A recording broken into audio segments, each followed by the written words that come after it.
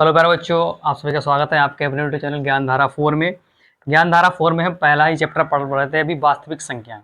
Exercise थी हमारी 1.1, 1.1 थी प्रश्नावली।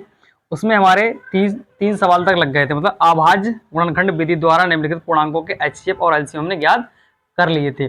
आज हम सीखेंगे चौथी हेडिंग हमारी जो है एचसीएफ। एक सवाल दे रखा है चौथा, बहुत बढ़िया सवाल है।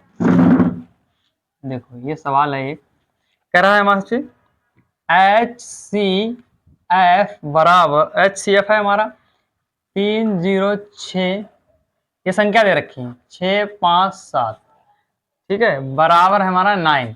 इसका जो एच सी एफ है, इन दो संख्याओं का एच सी एफ निकाला वो कितना है हमारा 9 है। दिया है, दिया है, ठीक है। हमें एल सी एम 306,657 इसी संख्या का एलसीएम तो संख्या दे रखी, ज्ञात करना है, ठीक है, ज्ञात कीजिए। ठीक है, ये सवाल दे रखा है। तो क्या करेंगे, सबसे पहले हमें पता होना चाहिए कि दो संख्याओं का गुणनफल बराबर होता है एलसीएम गुणा एचसीएफ।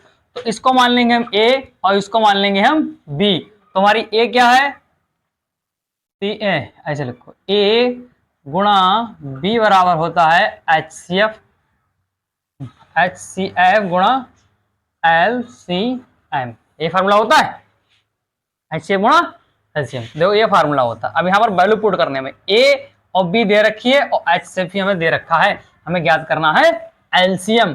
तो क्या करेंगे, ए की जगह रखेंगे 306 गुणा, गुणा दूसरी संख्या कितनी है 657 बराबर एचसीएम हमारा कितना है 9, ये रहा। और एलसीएम हमारा कितना है, एलसीएम में ज्ञात ही करना, तो गुणा में लिख लेंगे एलसीएम, लिख लिया।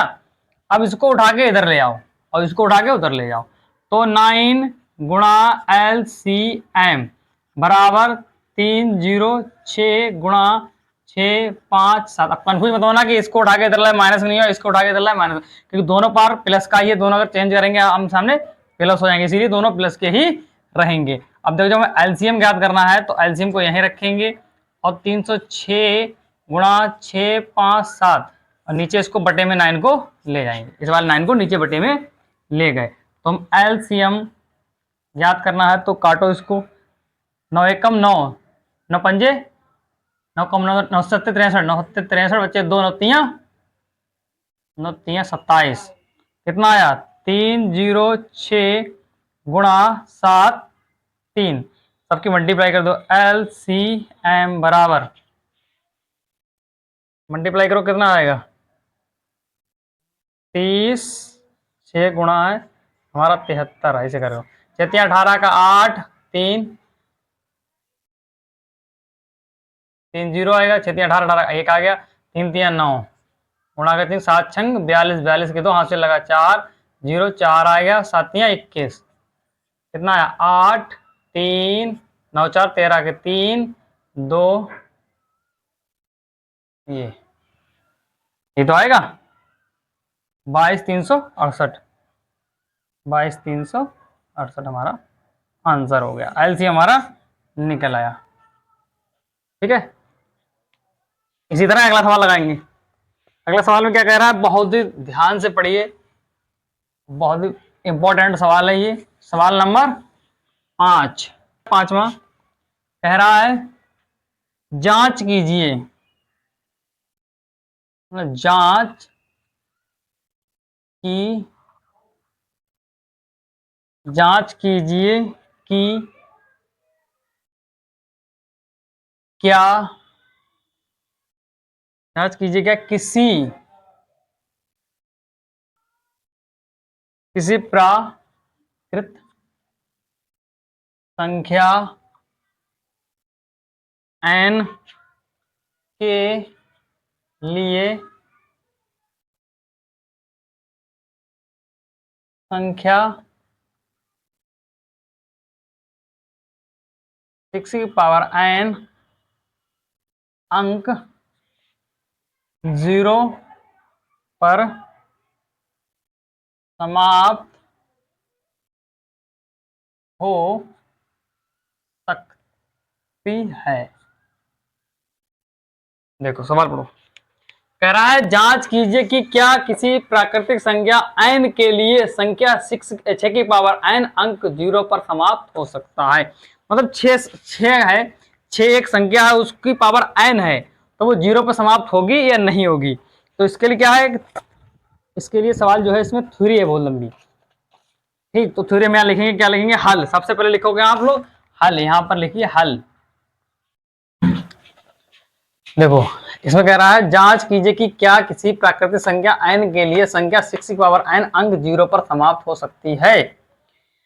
तो इसका हल है, यदि कोई संख्या, मतलब हल इसकी थ्योरी है इसमें लिखना, यदि कोई संख्या 0 पर समाप्त होना चाहती है तो उसका आभाज्य गुणनखंड में कम से कम एक बार 2 गुणा 5 आना चाहिए। अब यहां समझो, आभाज्य गुणनखंड अगर किसी संख्या कर रहे हो, अगर वो संख्या भाजक है तो उसमें कम से कम गुणनखंड कितने होते हैं, 3। जैसे मान लो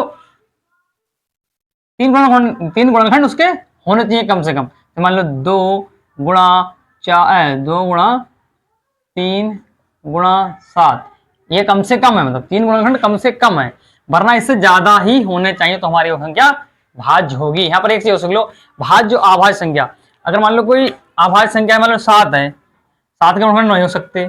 इसके अगर होंगे, अगर मान लो किसी अभाज्य संख्या अगर गुणनखंड हुए तो उसके 2 ही हो सकते, अभाज्य संख्या गुणनखंड हुए तो उसके 2 ही हो सकते हैं, 3 नहीं होंगे। 2 गुणा 1 मान लो, ठीक है, 2 एकम 2 हो गया, तो 2 एक अभाज्य संख्या है हमारी। और मान लो 3 गुणा 1 हो गया, लेकिन भाज्य संख्या होगी उसके गुणा कितने हो जाएंगे, 3 हो, कम से कम 3 गुणनखंड होंगे तो भाज्य संख्या हो जाएगी। मान लो 4 ही है, 4 है, 4 के गुणनखंड आपके लिए 2 गुणा 1 कितना होगा, 2 दूनी 4 हो, 4 एकम 4 हो गए। आप अगर 2 के गुणनखंड करोगे तो क्या करोगे, 2 गुणा 1, फिर थोड़ी गुणा 1 कर दो, रिपीट हो जाएगा। इसीलिए क्या है, अगर भाज्य संख्या होगी उसके गुणनखंड कितने होंगे, कम से कम 3 गुणनखंड होंगे, आगे कितने भी हो सकते हैं। और जो अभाज्य संख्या होगी उसके गुणनखंड सिर्फ कितने होंगे, 2 होंगे, एक स्वयं होगा और 1 होगा, बस, और कोई गुणनखंड उसका नहीं होगा। तो इसलिए कह रहा है यदि कोई संख्या 0 पर समाप्त होना चाहती है तो उसका अभाज्य गुणनखंड कम से कम एक बार 2 गुणा 5 आना चाहिए। समझ गए, एक बार 2 गुणा 5 आना चाहिए। लेकिन 6 के क्या है, 2 गुणा 3 ही है, इसमें 5 कंडीशन नहीं है। तो 6 का अभाज्य गुण, मतलब 6 का अभाज्य गुणनखंड करने पर हमें क्या प्राप्त है, 2 गुणा 5 के रूप में नहीं है, ये 2 गुणा 5 के रूप में नहीं प्राप्त हो, तो क्या करेंगे, अर्थात यह कभी 0 पर समाप्त नहीं हो सकती किसी भी संख्या के लिए। सीधे लिख दो, ये अर्थात किसी भी, यह कभी 0 पर समाप्त नहीं हो सकती किसी भी संख्या के लिए। इतना आंसर लिख दोगे तुम्हें नंबर मिल जाएंगे। अगला सवाल देखिए क्या है, अगला सवाल हमारा है सवाल नंबर 6। सवाल नंबर 6 बहुत बढ़िया है। देखो सवाल नंबर 6 कह रहा है, बहुत ध्यान से पढ़ो। कह रहा है व्याख्या कीजिए कि सवाल लिख रहे हैं 7 गुणा 11 गुणा 13 प्लस 13 एक जो संख्या एंड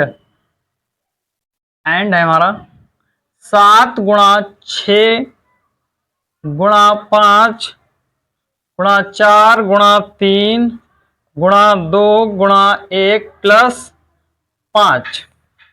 कह रहा है भाज्य संख्या है, मतलब ये भाज्य संख्याएं हैं, दोनों ये भाज्य संख्या हैं, पर क्यों हैं। तो अभी मैंने जस्ट पीछे बताया था कि क्यों भाज्य संख्या है, क्योंकि इनके गुणनखंड क्या है, 3 से अधिक है नहीं है। देखो यहीं पर बचा लो, 3 से अधिक है, इसमें 3 से अधिक है, लेकिन उन्हें सिद्ध करके दिखाना है कि क्यों है, क्योंकि प्लस लगा है दोनों में। तो प्लस को क्या करेंगे, कॉमन ले लेंगे और सिद्ध करके हम दिखा देंगे। तो सबसे पहले कंडीशन इसकी देखते हैं, इधर वाले पोर्शन। तो क्या है, 7 गुणा 11 गुणा 13, इन दोनों में क्या कॉमन मिला है, इसमें देखो पूरे में और इसमें, ये दोनों ये पूरी चीज एक ही की गुणा है, इसमें एक ही कॉमन मिलेगा तीनों में से, और इसी अकेला है 13 प्लस में है, तो इसमें दोनों में कॉमन, कितना मिला, 13 कॉमन ले लिया हमने। तो क्या बचा, 7 गुणा 11 और गुणा 1, क्योंकि 13 चला गया, 1 बचा, और प्लस का यहाँ पर 13 चला गया तो 1 बचा, ऐसे करके हो गया। तो क्या करेंगे हम, 13 गुणा, अब यहाँ पर मल्टीप्लाई कर लो, 11 तो 77, 77 एकम 77 और 1 78, तो क्या हो जाएगा हमारा 78 हो गया। यहाँ अब कितना हो गया हमारा, 13 गुणा 78। तुम कहोगे सर दो ही कंडीशन, अभी 2 ही इसमें आया, अब देखो कैसे करेंगे, 2 नहीं आएगा। देखो अब इसको 78 को फिर तोड़ लो, तो क्या हमारा 13 गुणा 13 गुणा 13 गुणा 13 छंग 78, इस 2 से तोड़ लो। 3 दूनी 6 और दूनी 18 गुणा 2 कर लो। 3 गुणा खंडो 1 2 3 हो गए, कम से कम 3 तो है, आगे कितने भी। तो क्या हमारा ये भाज्य संख्या हमने सिद्ध करके दिखा दिया। इसी तरह इसको करेंगे। इसमें क्या कॉमन क्या मिल रहा है, इसमें देखो यहाँ से यहाँ तक और यहाँ तक क्या कॉमन मिल रहा है, 5 कॉमन मिल रहे हैं दोनों। हम 5 बाहर निकाल लेंगे। 7 गुणा 6 गुणा 5 चला गया, 1 बचा, गुणा 4 गुणा 3 गुणा 2 गुणा 1 प्लस का 1 आएगा नहीं आएगा। तो 5 हमने बाहर ले लिए, गुणा करो। 7 छंग 42 और ये 4 एकम 4 4 12 12 दूनी 24, यहाँ पर हमारा 24 प्लस का हमारा 1। इसकी गुणा करो। 42 से 24 गुणा कितनी होगी, 42 24 गुणा होगी लगभग 1008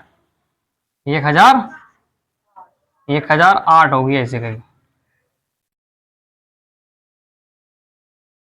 1008। ठीक है 1008 होगी प्लस 1 जे, तो क्या हो गया 1 गुणा 1008 प्लस का 1 कितना हो जाएगा 9 हो जाएगा। तो 5 गुणा 1008 एक 9 हो गया। तो इसको तोड़ लो। 5 गुणा 1008 9 गुणा 1 कर लो, देखो आगे सिद्ध होगी। देख है कम से कम 3 गुण खंड है, 1 2 3 हो गए। तो हमारी क्या है सिद्ध हमने कर दिया, ये हमारी क्या है भाज्य संख्या है। ठीक है, इसी तरह अगला सवाल है हमारा सवाल नंबर 7वां, लास्ट सवाल है। बहुत बढ़िया है सवाल ये। इसी के साथ हमारी एक्सरसाइज 1.1 समाप्त हो जाएगी। अगर किसी के मन में कोई भी डाउट हो तो वो बेझिझक कमेंट बॉक्स में पूछ सकता है, हमारे ये समझ में नहीं आया, तो हम उसको तुरंत बताएंगे क्या समझ में तुम्हारे नहीं आया और क्यों नहीं आया, उसका हम सॉल्यूशन आपको बताएंगे। इस तरह से दोबारा लगाइए। तो हमारा 7वां सवाल कह रहा है, बहुत बढ़िया सवाल है, बहुत छोटा सा, लेकिन इसमें क्या है समझने की बात है। कह रहा है किसी खेल के मैदान के चारों ओर एक वृत्ताकार पथ है। कोई खेल का मैदान है, कोई खेल का मैदान मतलब जी है, इसे खेल का मैदान है, इसके कह रहा है चारों गिद्दी वृत्ताकार। वृत्त कैसा होता है, वृत्त हमेशा गोल होता है। इसके बारे में चर्चा करेंगे, आगे चैप्टर में पढ़ाया जाएगा।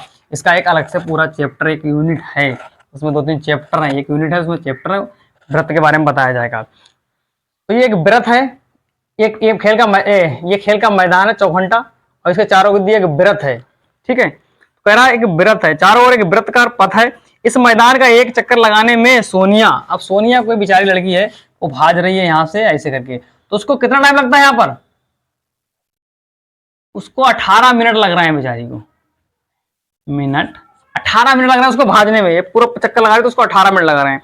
अब देखो आगे क्या है, सोनिया 18 मिनट लगाती है, जबकि इसी मैदान का एक चक्कर लगाने में रवि को 12 मिनट लगते हैं। अब बेचारा रवि भाज रहा है, रवि इससे बहुत तेज भाज रहा है, तो उसको कितने लगते हैं 12 मिनट लगते हैं, थोड़ा तेज भाज रहा है तो 12 मिनट लग गए।